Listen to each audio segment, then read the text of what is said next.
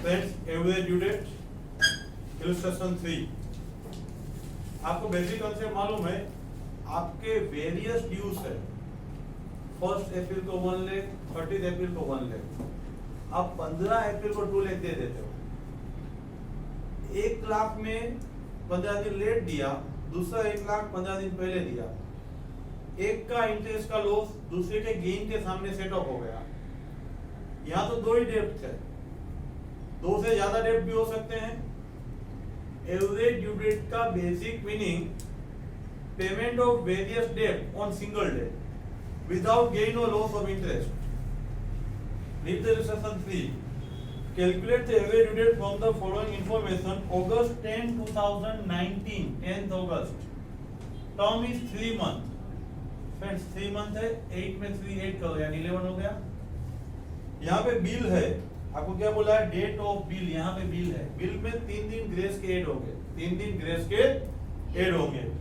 8 + 3 11, 10 + 3 days यानी 30th 11 2019। That is your due date. That is your Due date. due date. October 20 to 19 60 days। देखो days है ना, तो थोड़ा काउंटिंग में ख्याल रखना है आपको। इसमें 22 में 60 ऐड करने हैं, तो आप तो डायरेक्टली बोल दोगे 22 + 60 82, लेकिन 82 अक्टूबर होता ही नहीं है, मैक्सिमम 30 अक्टूबर होता है। तो अक्टूबर का स्कोप ही कितने दिन का है, 31 अक्टूबर, 31 अक्टूबर, मैक्सिमम 31 अक्टूबर। 31 - 22 9 डेज का ऑप्शन है आपके पास। 31 - 22 अक्टूबर में 9 डेज, नवंबर एंड दिसंबर। और कितना हुआ, 9 + 30 + 24 60 + 3 days grace, 3 days grace. Days बोलते हैं तो 60 + 3 63 ऐड करने पड़ते हैं। 63 ऐड करना है तो आपका अक्टूबर का 9, नवंबर का 30 एंड रिमेनिंग दिसंबर। 63 तक पहुंचने तक हमें 24 तक पहुंचोगे तो 63 हो जाएगा, तो 63 आपका हो जाएगा। नेक्स्ट 4 दिसंबर, उसमें 2 मंथ ऐड करना है, मंथ इजी है। दिसंबर जनवरी एंड फरवरी, दैट इज फरवरी।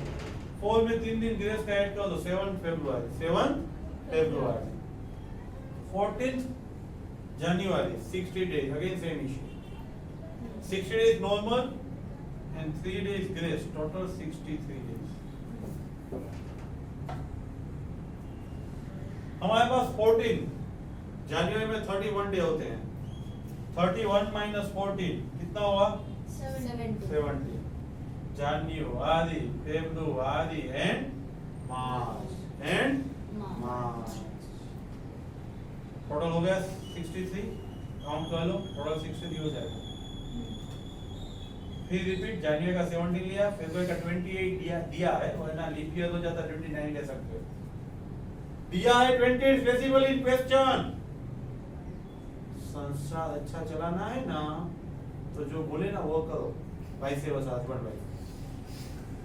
अच्छे मार्क्स चाहिए ना, तो क्वेश्चन में जो बोले वो करो, दिमाग बंद करो। सर 28 29 क्यों नहीं लिया, क्वेश्चन बोला है 28 ले लो, 28 ले लिया मैंने, और मार्च का 18 की जरूरत पड़ेगी, 63 हो जाता है। Again 14 March, 2 month, March and April and में 14 + 3 ग्रेस 17 5। हमारा एडीडी का फर्स्ट स्टेप है calculate the due date. Bill और प्रोमिसरी नोट है तो 3 दिन ग्रेस के ऐड करो। पब्लिक हॉलीडे है तो अगला दिन लो, इमरजेंसी हॉलीडे है तो नेक्स्ट डे लो। फ्रेंड्स, सबसे पहला अर्लीस्ट ड्यू डेट को आप बेस डेट काउंट करो। आपकी बुक में इसको बेस डेट काउंट किया है, कर सकते हो, कोई इश्यू नहीं, आंसर सेम ही आएगा। यहाँ पे आपका 10 अगस्त आएगा और डेज बढ़ जाएंगे, 95 से सब डेज बढ़ जाएंगे, क्योंकि इस दोनों का डिफरेंस 95 है। लेकिन इतने दिन का कैलकुलेशन यहाँ लिखना है ना, हमें अगस्त से ये दिन ऐड करना है ना, कैलकुलेशन लेंथी हो जाता है। इसीलिए मैं अर्लीस्ट ड्यू डेट को ही मैं बेस डेट ले रहा हूँ। 13 नवंबर, 13 नवंबर, नवंबर में कितने दिन होते हैं 30। नवंबर में कितने दिन होते हैं 30 माइनस 13, ये हुआ नवंबर और ये हुआ दिसंबर। आ गया आपका 24 दिसंबर और 41 डेज। अगेन 13 11 2 7 2 तक के days, November December January and February. Again आपको 18 मार्च बेस डेट से लेके 18 मार्च, बेस डेट से लेके 18 मार्च, नवंबर दिसंबर जनवरी फरवरी एंड मार्च। यहाँ आपको 17th में बेस डेट से लेके 17th में, तो यहाँ पे आपको नवंबर दिसंबर जनवरी फरवरी मार्च अप्रैल एंड मई, टोटल 185 डेज। ये लिखना है, कैलकुलेशन आपको एग्जाम में दिखाना है। कैसे भी कहोगे नहीं चलेगा। Working on your part of the answer हर एक के पेपर ऊपर लिखते हैं, ये आपको ब्रैकेट में लिखना है। प्रेजेंटेशन के लिए एक एक लाइन आप ब्लैंक रख दो, एक रखो दो रखो, लेकिन प्रॉपर प्रेजेंटेशन होना चाहिए। जमाना ही प्रेजेंटेशन का है। लेट मी सी, अमाउंट लिख दो जो दिया हुआ है आपको, अमाउंट मल्टीप्लाई करो, प्रोडक्ट आ जाएगा।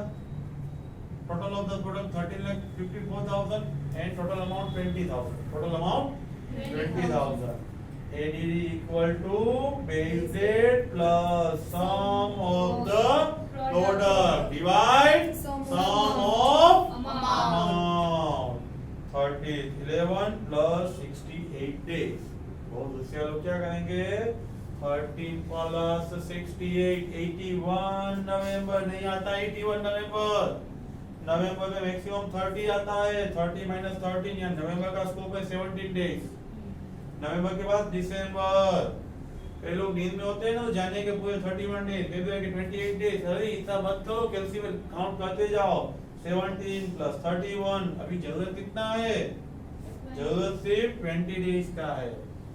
हमारा 20 डेज पे 68 पूरे हो जाते हैं, 20 डेज पे 68 पूरे हो जाते हैं, तो हमारी ड्यू डेट है 20 जनवरी 2020। Illustration 4, page number 6.92. A trader having accepted the following several bills following due on the different dates. अलग-अलग बिल दिया है, अलग-अलग डेट को ड्यू हो रहा है। Now decide to have these bills cancelled and accept the new bill for the whole amount. पुराने bill cancel करने, नया बिल एक ही दिन का लेना है। Payable on the ADD, payable on the ADD.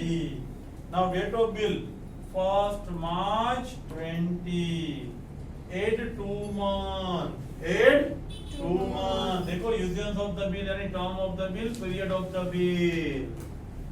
Bill आया 3 दिन ग्रेस का, बिल आया 3 दिन ग्रेस। 3 plus 2 यानी 5, 1 plus 3 यानी 4। हमारी ये ओल्डेस्ट डेट है, इसलिए हम बेस डेट किसको काउंट करेंगे, 4th में 20, क्योंकि बाकी सभी डेट है ना वो तो आफ्टरवर्ड्स की है। लेट मी सी, 4th में इज योर बेस डेट, उसको 0 ले लिया, अमाउंट 400 है, multiply is product 0। Second transaction 10th मार्च का है, 10th मार्च में 3 मंथ ऐड करना है। मार्च में 3 मंथ यानी जून, 10 में 3 डेज यानी 13 जून 20। फ्रेंड्स डेज काउंट करो, 4th मई से लेके 30 जून, 4th मई से लेके 30 जून।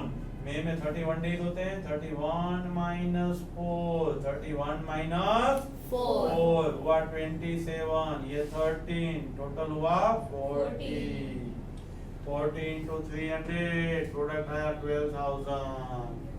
Third transaction 5th April 2020, 2 month usance of bill, 2 month add करो, 4 में 2 ऐड करोगे 6 आ जाएगा, 5 में 3 दिन ग्रेस के ऐड करो, बिल है 86 हो जाएगा। अभी यहाँ से लेके 86 तक के दिन काउंट करो। 86 तक के लिए आपका मई का 27, जून का 8, टोटल हुआ 35। 200 रुपीज अमाउंट है, 7000 मल्टीप्लाई किया आपने amount and days, amount and days. Product कैसे आती है? Amount into days, then you will get the product। 20th April next transaction, 1 month आपका है, डेट ऑफ बिल 4 में 1 मिनट ऐड करो, 5th आ जाएगा, 20 में 3 दिन ग्रेस के, तो 23rd में हो जाएगा, 23rd में हो जाएगा। अभी 23rd ये भी में है, ये भी में है, 23rd माइनस 4 यानी 19 डेज, 375 अमाउंट है एंड प्रोडक्ट आएगा 7125। नेक्स्ट ट्रांजेक्शन है 11 मई का, 2 मंथ ऐड करो, 11/7 हो गया, 3 दिन ग्रेस ऐड करो, 14/7 हो गया, 14/7 यानी 4th मई से 14/7 तक के दिन। मई में कितने होते हैं? 31 माइनस 4 यानी 27 मई। जून में 30 डेज होते हैं, जुलाई में 31, अगस्त में 31, लेकिन जुलाई में 14 तक ही लेने हैं। आया आपका days 71, days into amount minus figure 35,500। Product का प्रोडक्ट 35,500। यहाँ पे sum of the product 61,625, sum 1,775। A D D यानी base date plus sum of the product divide sum of the amount, 4/5 plus sum of the product divide by sum of the amount. तो आपका 4/5 में days add करो, 35 days, 35 days आपको add करना है। मई में चल रहा है 27 का एंड जून में 8 डेज। आपका एडीडी आएगा 8 जून। अगेन रिवाइज द मेथड में सबसे पहले ड्यू डेट फाइंड किया, 3 दिन ग्रेस के ऐड किए, 2 मंथ ऐड किया, बाद में डेज फ्रॉम बेस डेट हमने काउंट किया, अमाउंट मल्टीप्लाई किया, प्रोडक्ट आया, base date plus product divide by sum of the amount and 4th मई में 35 डेज ऐड किया, 8 जून 20 आया। 8 जून से पहले पे करोगे तो इंटरेस्ट का गेन होगा, बाद में करोगे तो लॉस होगा। फ्रेंड्स, इलस्ट्रेशन 5 करने से पहले एक नया कंसेप्ट समझ लो। 2 पार्टी है, समझ लो मार्केट यार्ड में है, एक पार्टी दूसरे पार्टी के पास से परचेज भी करती है, सेल भी करती है। उसका मतलब दूसरी पार्टी को लेना भी है, दूसरी पार्टी से देना लेना दोनों है। Receivable and payable. मैंने परचेज किया, एक्स ने वाई से परचेज किया तो वाई को पेएबल है, वाई को सेल किया तो वाई से रिसीवेबल है। तो पेएबल एंड रिसीवेबल का नेट अमाउंट ही लेना देना होता है। उसके लिए भी सिंगल डे को पूरा सेटलमेंट करना है। सेट ऑफ कब करना है? सिंगल डे को। तो concept of ADD will be applicable. देखो, read the line, calculation of average due date. कब? When inter transactions between both parties. Say loudly. X purchase MLS sell to Y. X ने purchase भी किया और cell भी किया, तो उसके लिए परचेज का एंड सेल का दोनों का अलग टेबल बनाओ। Read. Prepare separate table for both purchase and sales. दोनों टेबल में जैसे हम नॉर्मली ड्यू डेट फाइंड करते थे वैसे ही ड्यू डेट फाइंड करो। दोनों टेबल देख के उसमें पुरानी डेट जो है ना उसको ड्यू डेट लो। देख, earliest date of both table will be date. दोनों में से कोई भी टेबल है उसमें से पुरानी डेट होगी वही बेस डेट होगी, उसी को दोनों टेबल के लिए बेस डेट काउंट करके बेस डेट से ड्यू डेट के डेज काउंट करो। Read, calculate days for each due date from base date in both table. Base date will be common for both table. Next, read, find difference of product and amount of both table. Payable का है and receivable का है, दोनों table का जो product आएगा amount multiply days और product उसका सम ऑफ प्रोडक्ट का difference and sum of amount का डिफरेंस फाइंड करना है। ADD will be base date plus difference of sum of product divide difference of sum of amount. Friends, illustration 5, something is new. What is new? Same party के बीच में inter transaction है, purchase and sale, receivable and payable, loan given and loan taken. उसके लिए यह concept apply होगा। Read the question 5th।